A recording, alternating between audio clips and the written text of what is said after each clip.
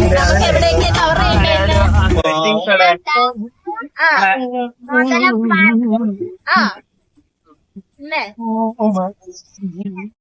Aquarium മൂന്ന് cover ചെയ്യണം കേട്ടോ ചേട്ടാ. അവിടെ ഒരാൾ ഉറങ്ങുന്നല്ലേ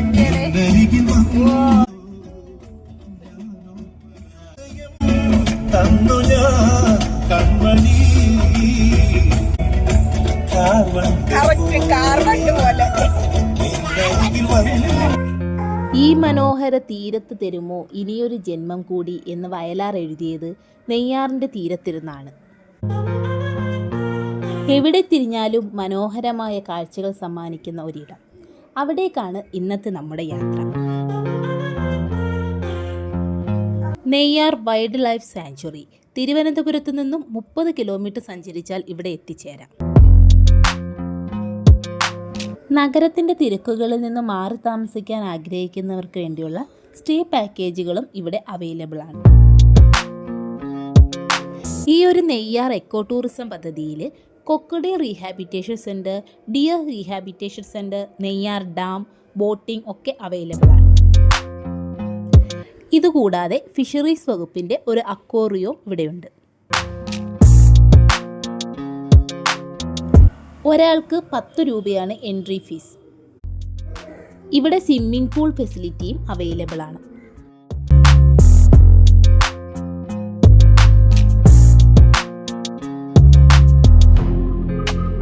സ്വിമ്മിംഗ് പൂളിലേക്ക് 1 മണിക്കൂറത്തേക്ക് 50 രൂപയാണ് ടിക്കറ്റ് റേറ്റ്.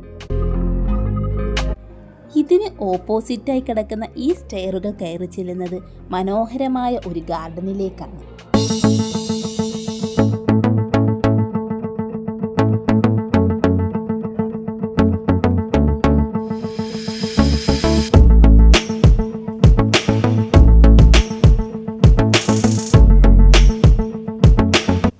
ഇവിടെ ഒരു കൃത്രിമ വാട്ടർഫോൾ കാണാൻ കഴിയും.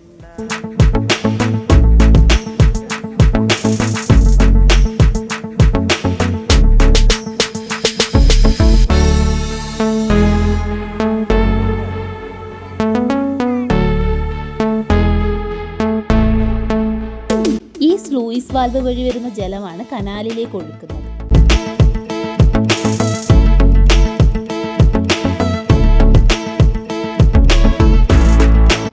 ഈ ഡാമിന് മറുവശത്തായി മറ്റൊരു സ്ലൂയിസ് വാൽവും കാണാൻ സാധിക്കും.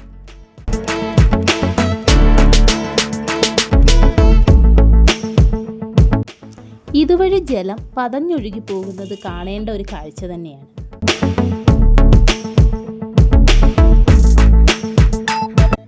ഇനി നമുക്ക് ഡാമിന്റെ മെയിൻ ഷട്ടറുകൾ കാണാം. വേനൽക്കാലമായതുകൊണ്ട് തന്നെ മെയിൻ ഷട്ടറുകളെല്ലാം അടച്ചിട്ടിരിക്കുകയാണ്. ജലനിരപ്പ് ഉയരുമ്പോൾ ഈ ഷട്ടറുകൾ തുറക്കും.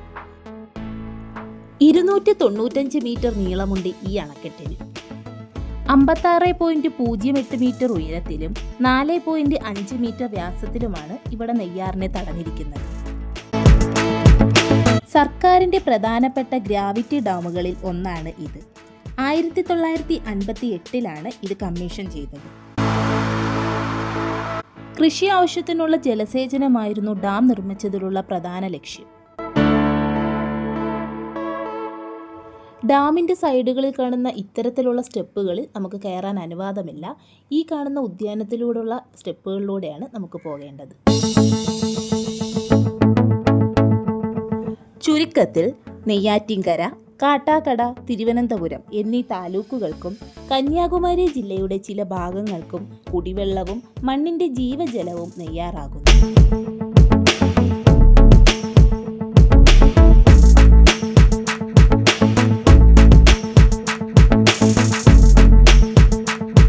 പോകുന്ന വഴികളിലൊക്കെ മനോഹരമായ ശില്പങ്ങൾ കാണാൻ കഴിയും.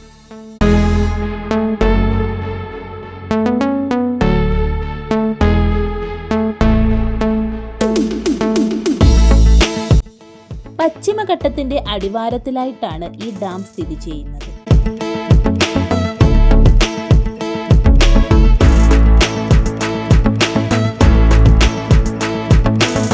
ഇനി നമുക്ക് ഡാമിന്റെ മുകൾ വശത്തെ കാഴ്ചകൾ കാണാം.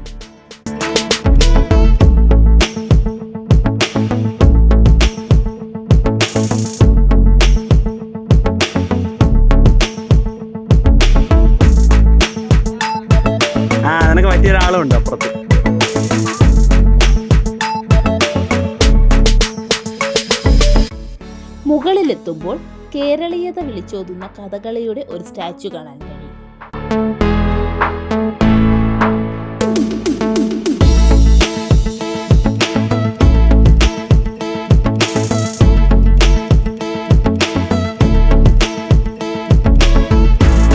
ഇതിനോട് ചേർന്ന് നെയ്യാർ ഇറിഗേഷൻ പ്രൊജക്ടിന്റെ ഒരു ബിൽഡിംഗ് കാണാൻ കഴിയും.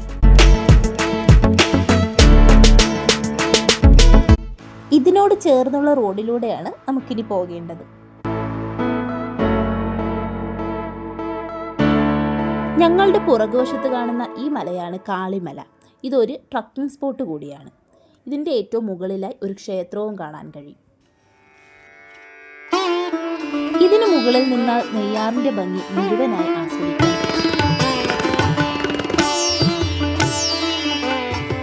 നെയ്യാർ ഡാമിന് മുകളിലായി ഒരു ബാലസുബ്രഹ്മണ്യ സ്വാമി ക്ഷേത്രമുണ്ട്.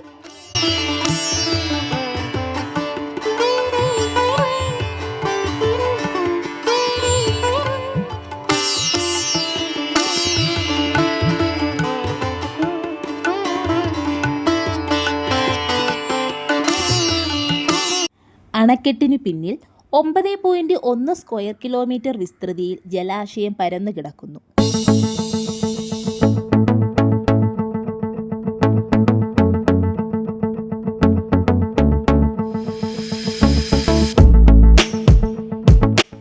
പശ്ചിമഘട്ടം അതിർത്തി തീർക്കുന്ന ഈ ഡാം ഒരു പ്രധാന വിനോദസഞ്ചാര ഉല്ലാസ കേന്ദ്രം കൂടിയാണ്. ഇത് നമ്മൾ കയറി വന്ന വഴികളിലെ കാഴ്ചകളാണ്.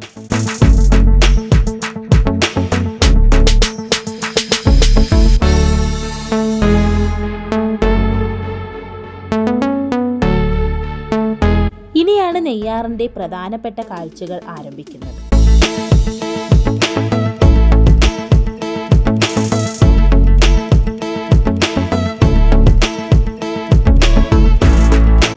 ഇതാണ് നെയ്യാറിലെ പവലിയൻ വാച്ച് ടവർ.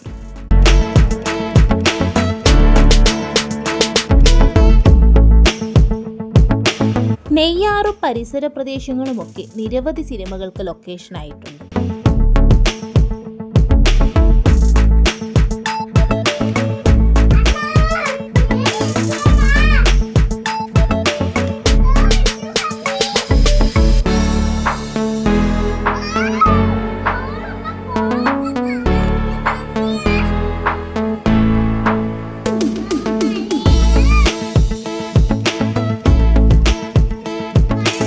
ഇതിന്റെ ഏറ്റവും മുകളിൽ നിന്നുള്ള ദൃശ്യം ഒന്ന് കണ്ടിരിക്കേണ്ടത് തന്നെയാണ്. മിസ് ചെയ്യരുത്.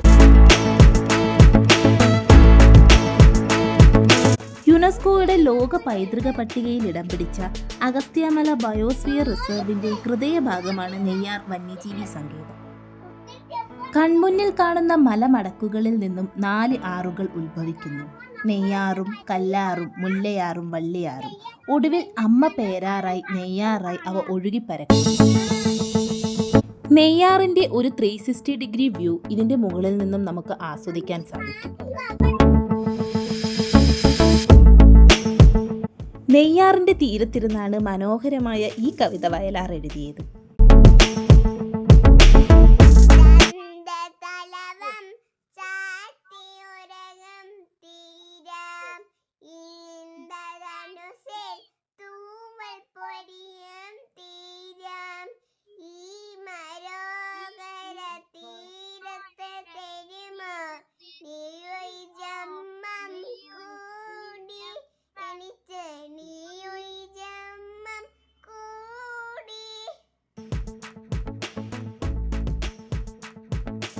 ഇവിടെ ബോട്ടിങ്ങും അവൈലബിൾ ആണ്. വനംവകുപ്പിന്റെ ബോട്ടിങ്ങിന് പോയാൽ കാടിനകത്തുള്ള എക്കോ ടൂറിസം സെന്ററുകൾ കാണാൻ സാധിക്കും.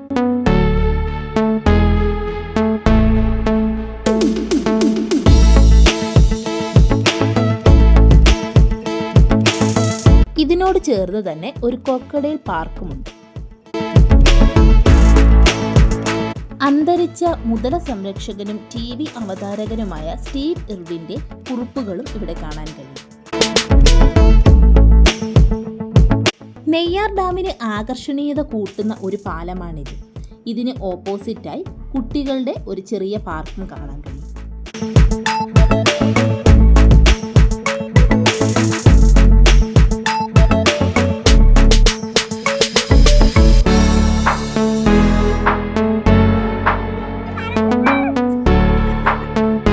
കേറിക്കോ ഒരു കാലെടുത്ത് കയറ്റി.